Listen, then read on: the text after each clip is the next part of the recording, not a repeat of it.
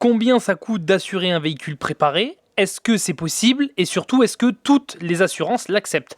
Alors déjà, il faut savoir que si c'est des toutes petites pièces, donc des filtres à air, un cornet, des petites pièces comme ça, vous pouvez demander à votre assurance de le notifier sur le contrat.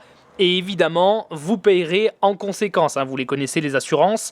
Ils vous prennent le plus d'argent possible et ils vous assurent le moins possible. Voilà, ça c'est le but d'une assurance en France.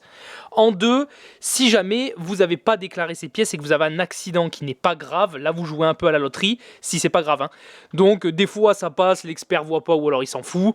Et dans ces cas-là, il se passe rien. Si c'est très grave et qu'il y a du corporel et que là il fouille et qu'il voit qu'il y a des pièces qui ont été modifiées mais que vous ne les avez pas signalées, c'est possible que l'assurance se retire totalement et en gros vous avez payé tous les mois votre assurance et au final vous êtes tout seul comme si vous n'aviez jamais été assuré. Ça c'est le pire qui puisse vous arriver.